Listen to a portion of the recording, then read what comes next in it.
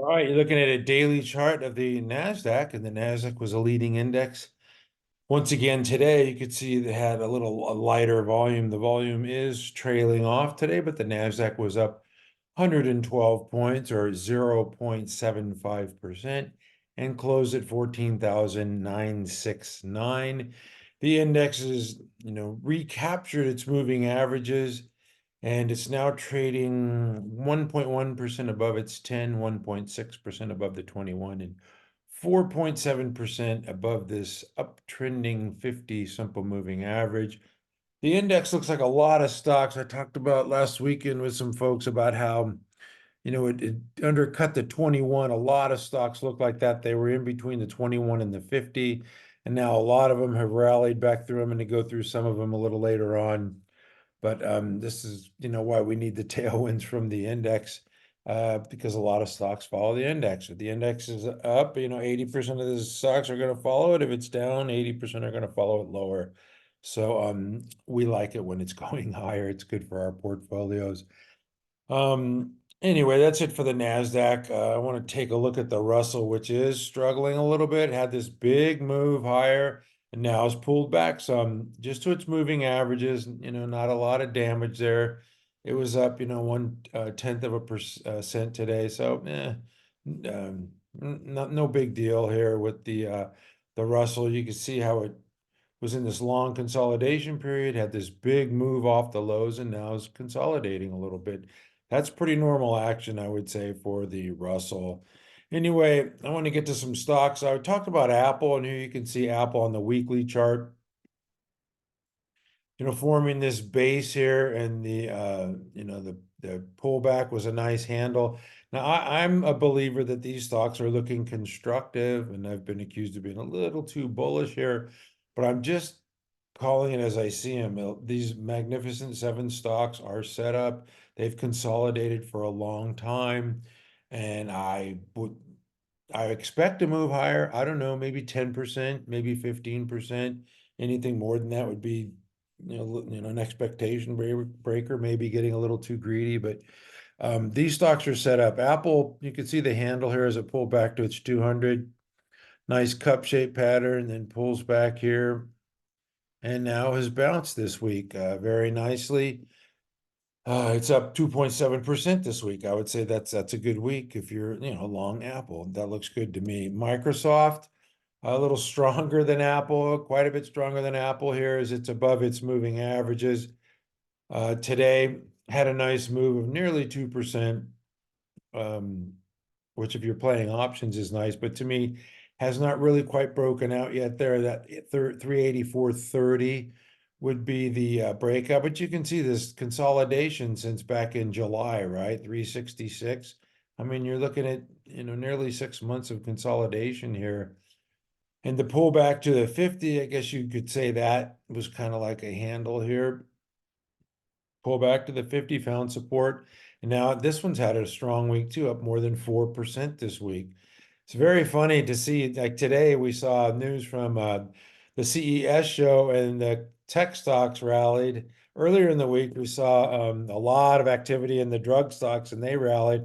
And then at the retail conference, we had a lot of stocks that were rallying on raised guidance, like Abercrombie and Fitch, and Urban Outfitters, and CROX, and so it's this news is driving the stock. I mean, the news of new products and raised guidance. That's what you want your stocks moving on, and not Fed's talking or inflation data or inverted yield curves. You want it based on raised guidance, earnings, new products, forward growth. And Meta Platforms had some new products announced today. It was well received. This one, once again, consolidating here for a long, long time. I guess you could say this is kind of like a handle here. This pullback to 313, and now it's ramped up to 370. So that's a nice move. To me, that's a little bit extended now, and getting away from, it's moved like 15% from that base. So Meta is definitely a strong stock. One of the stronger ones of the Magnificent Seven here. It's a 4.2% above its 50. And if I take a look at the weekly here, You can see this consolidation moved up, had a 3 weeks tight area. And there's one 3 weeks tight pattern that's worked nicely. So how about that? These first 2 weeks of January have been kind of tough, but this week has been much better than last week. I'll say that.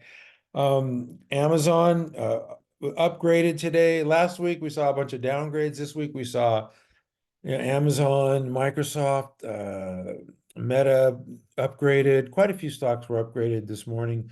This one, once again, you can see the pullback last few weeks here to the 50 that acts as a springboard here is now it bounces nicely. Amazon up 5.8% this week. We'll take that. Thank you very much. So that looks good as well. Google, these are the ones I'm going over these. I go over them every day because they're so big, but these are the ones that kind of drove the indexes today, and these were the stronger stocks. Meta Platforms, excuse me, Google, Alphabet has not broken out yet, in my humble opinion, and still is consolidating in a base. It's starting to push away from that base, though. Not saying you could just sit here and wait for it. It's up, nearly 5% this week, so the train is leaving the station there. Tesla, this is a laggard of the group. I don't really know what's wrong with it. I mean, it's just probably trading technically down to its moving average. I don't know. Tesla it can't get out of its own way here. So, yeah, it's a 3% below its 10 and 1.1% below the 50. So, maybe it's going to come down to the 200. It's 1.3% above that, but you can see the double bottom base pattern just kind of flattening out, and yeah, just the weakest of the ones that I'm showing you here of the Magnificent Seven. NVIDIA is the strongest, breaking out of this base this week. We bought this one on Monday, and people ask me sometimes, like, do you buy early in the morning? Do you wait an hour? Sometimes I do. I like to wait and see what the market, but this one was going through this buy point here on Monday morning. So I had to pull the trigger on Monday, and just holding it now, and it's growing in the portfolio, which is what we like. Let me go to the daily. I had this on my watch list, but it's getting extended here. Yeah, it's up 10.7% this week. So, and you can see it's just kind of pushed away from its base.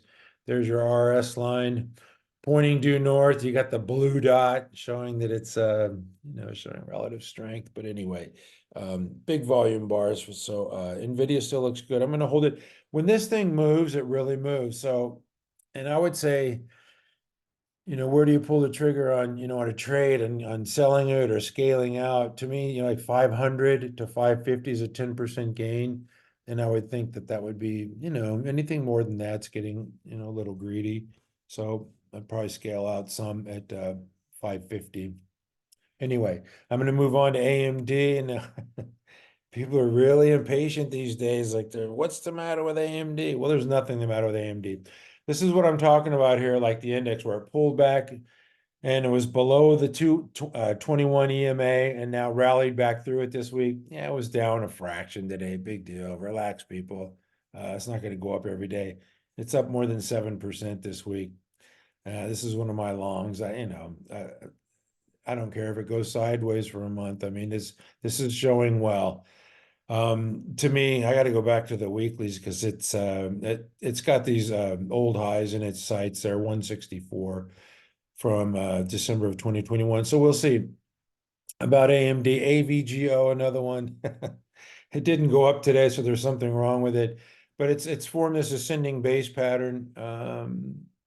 And what was I going to say about this one? Something about the downtrend line. No, okay. Another one that closed below its 21, in between the 21 and the 50 now has rallied back through. So that's a very consistent pattern in what we're seeing this week. And like I said, the first 2 weeks of January have been kind of tough. Last week everybody's negative. Now this week people are bullish, but just got to relax and take each day by day and stock by stock. MRVL, another one that traded down below its 21 and then rallied back through in the last couple of days. It's just kind of been quiet sessions. That's about as flat as you can get there for MRVL. Anyway, that's it for the semiconductors. I want to get to some of the software names because they're intriguing me. To me, I have to own right now, some semis, software, some retail, and some drugs. Those are the ones that I'm interested in. That's why I'm showing you these. So I do own AMD and NVIDIA. And I'll probably say I want to keep the other, but I can't decide. Just like Lilly and NVO, I can't decide. So I just buy both and then I get rid of one. This is Monday. A lot of people were discussing this today with me on Twitter, and I like the stock. You know, another one that sold off below the 21 looked like it was going to come down to the 50, but it didn't. It rallied back through its moving averages and just hovering right there around a buy point. This one looks fine to me, but you know, you probably have to get in it pretty soon as the train could be leaving this station here. It's up nearly 9% this week. So that's a strong move for a Monday. Datadog is another one that I like. Do I own it? No, I don't. Not yet anyway. Will one day. This cup with handle pattern is very intriguing to me. I know some people say, oh, it's broken out here because it was 80, you know, in November, and now it's 120, a 50% move, and you're still dragging your feet. True, but I think it's going to break out from the 120 level.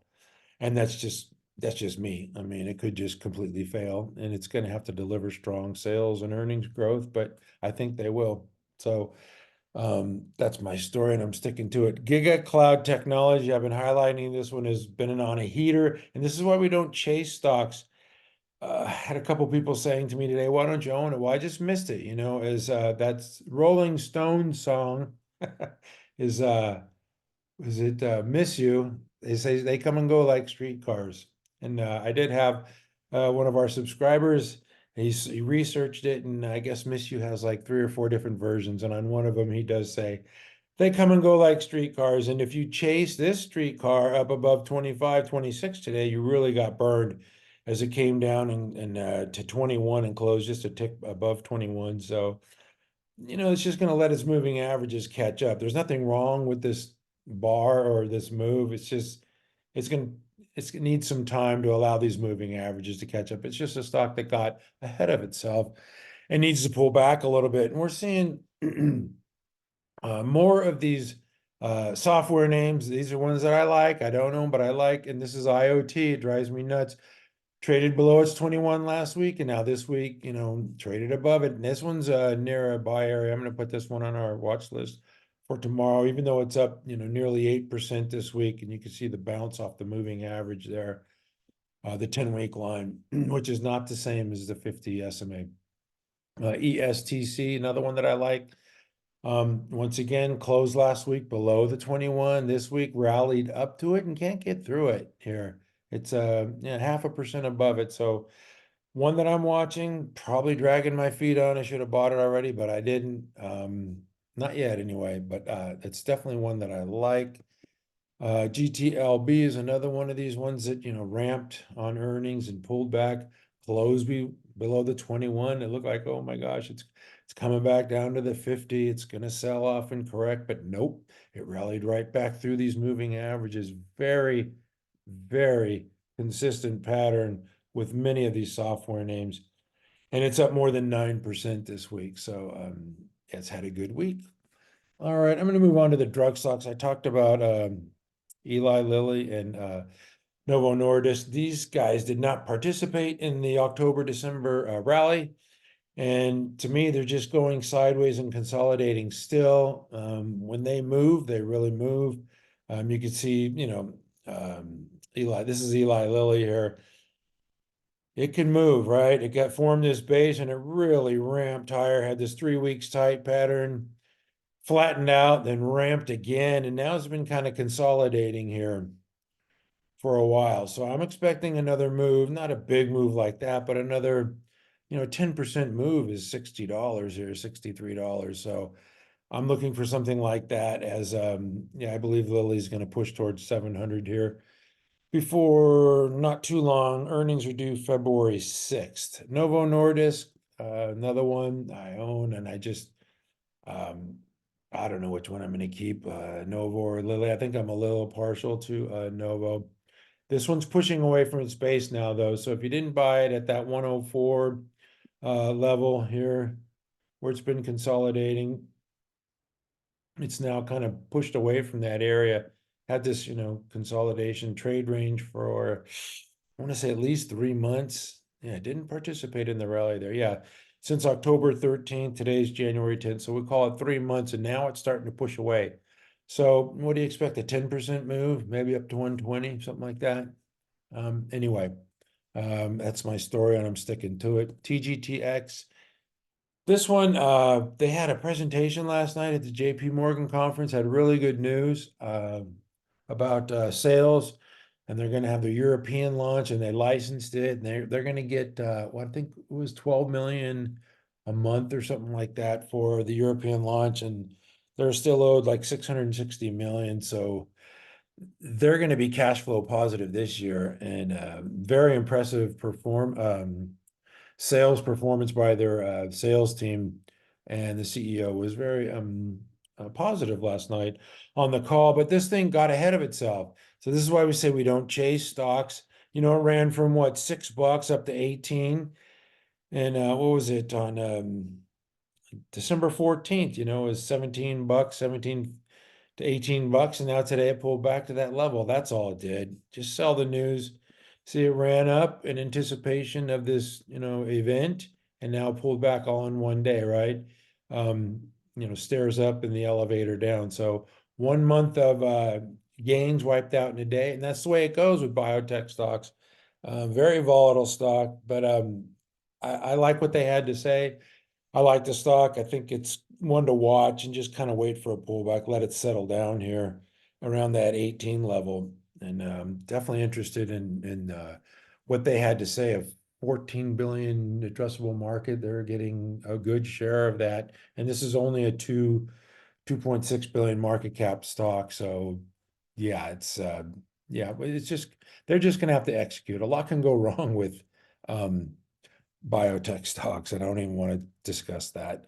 KURA Oncology, this is one that had this huge consolidation. It looked like it was going to break out. Now it pulled back to its pivot area and its 10 EMA. This looks good to me. Like a little handle, right? Little bull wedge handle.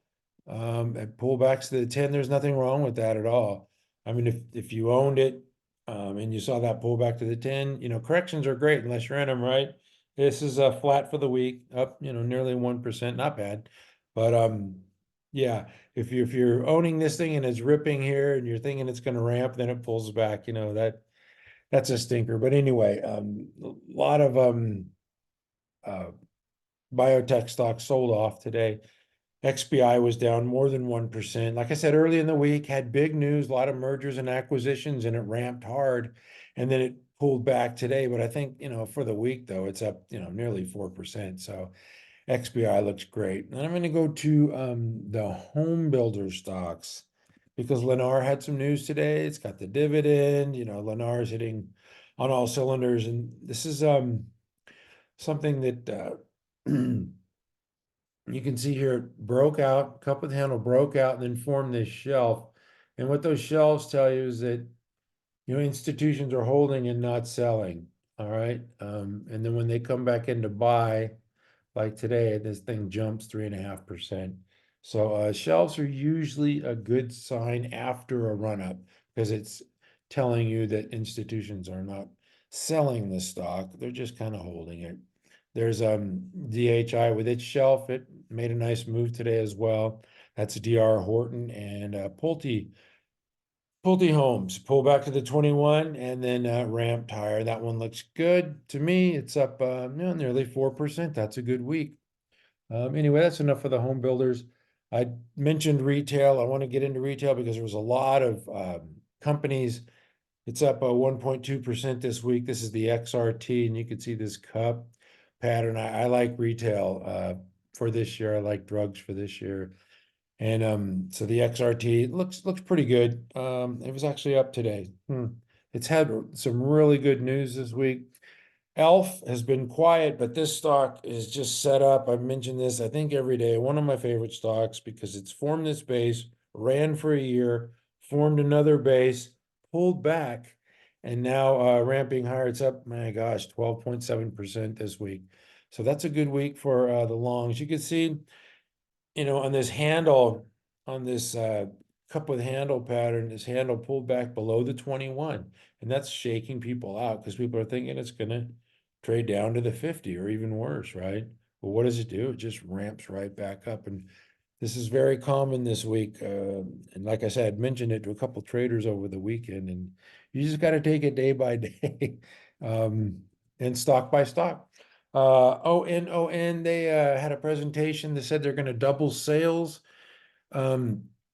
At the IRC conference, they did say that Tiger Woods is not going to be a part of their plans going forward. He's too expensive anyway. And this is Roger Federer's invested company. So it's up 8% this week.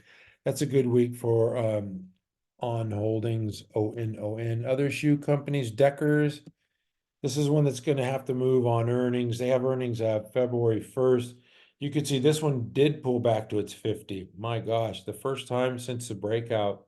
How did I miss that? Oh, well, I missed it. Anyway, it had a quiet inside flat day today, and it's had a nice week, up nearly 7%, $696. Very nice for Deckers. What other ones did I want to show you here in the retail space? Oh, yeah, CROX. CROX has some unusual option calls there at February 16th, 105 calls, and this isn't having trouble getting through. It's the resistance here at the 200, but you could see they report earnings on the 15th, and these calls on the 16th at 105 are really unusual, I would say. So if it can get through here, they raise guidance. And I think, what they do is they raise guidance and they come at earnings time and say, oh, they have an upside surprise and have a more sanguine story to tell at earnings calls. So I would not be surprised if CROX rallied through the 105 and got back to that 110 area. Anyway, that's enough with CROX. People give me a hard time about Crocs or ugly shoes. I don't care. The Crocs sell. They really sell. And the last retail name I'm going to cover is Celsius Holdings. I bought this one at 54. Like a dummy, I sold Crowd and bought this one because it broke above its downtrend line. Then I had to buy Crowd back at higher prices, right? Or no, I bought Crowd back about the same price. But anyway, I'm happy with Celsius. This was another one that is making higher highs and higher lows. You can see this on the weekly chart. You can see it pulled back to a moving average, and every week it's making a higher low every week now, and a higher high for the last, 4 weeks? So we like that. Celsius, what did it close at today? Man, it's having trouble with 60 though. I gotta say that. Seems like every time it goes to 60, it gets pushed back. Anyway, once again, they're gonna have to deliver earnings, and this thing is going to move with earnings, I believe. They have strong sales and earnings growth. That's it for the retail. I gotta mention Bitcoin. I don't want to. I'm not a real Bitcoin person. I like to be able to read balance sheets and see sales and earnings growth. This is trades with Bitcoin. This is Mara financial investment. You can see the big ramp in anticipation of this exchange traded fund, which they're making a big deal about. But it's nice flag here. Kind of like that action in Mara. MSTR is the big gainer from last year. This one, once again, it's between its 50 and 21. So we'll look for a bounce from MicroStrategy, MSTR. Some pretty heavy selling here the last few sessions. What was the other one? Oh, yeah, Hut. I don't even know what these things do. Pulls back to its 50. Okay.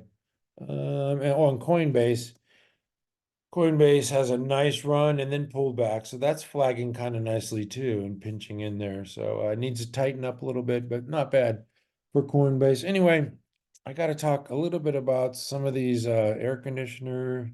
Yeah, this is fixed, pull back to the 50. You see it's in between the 21 and the 50 and bounced nicely. I kind of like that. MOD, real strong, didn't even undercut its 21 here. So that one's looking good. Modine Manufacturing. A couple other ones that I got to share in construction is STRL. Once again, in between the 21 and the 50, I'm looking for it to ramp through its moving averages and vert. Vert, to me, it's setting up here. It ran up to 50 and then just kind of pulled back and settled in. This is very familiar pattern here. So on December 13th, so it's been about a month here, then it pulled back in between the 21 and the 50 and now has rallied back through that level. It's up 5% this week. This one could appear maybe next week on our watch list. They're just above 50, just a tick above 50. I like it. Anyway, that's it for me today, except for I lied. I have one more thing. In honor of the great Steve Jobs, I must talk about some of these stocks that are just undercutting their 21 and rallying. Stocks that I like, stocks that are strong, stocks that are, set up in base here. You can see this builder had a base, looked like it was going to break out, then undercut. That shakes people out and it freaks people out because you don't know how low it's going to go or how long that shakeout's going to last. So, but it's up 4.7% this week. Uber is another one. It's up 8% this week. It did something similar where it, broke out, now undercut the 21 and rallied back through. So very strong, very nice move for Uber today, up $2. And of course, CrowdStrike, I mentioned CrowdStrike earlier, traded down to its 21 and it's just ramped hard. Wow, 282 today. And you're gonna hear people say, oh, it's overvalued, and this is a growth stock, so you want it to be overvalued. It's going to grow into its valuation. It's not a value stock. You don't count PEs or anything like that. There is a lot of pressure for it to deliver strong sales and earnings growth, and I think it will. CrowdStrike's a necessity, in this today's day and age of doing business. You see the SEC got hacked yesterday. Businesses cannot afford to be hacked. You lose a lot of business that way. You lose credibility. CrowdStrike, Zscaler is another one. These are necessities. Pull back to its 21 and then ramped higher. Palo Alto Networks, undercut the 21 and ramped higher. I think it was upgraded today as well. Look at this bounce, nearly 12% this week. So it did pull back to the 50. That's why I always look at the weekly charts, usually on the weekly review, not the daily review. Anyway, thank you for letting me bore you today. Like I said, the Magnificent Seven kind of drove the session today. But tomorrow's a new day, and at mcstockcharts.com, we never give up.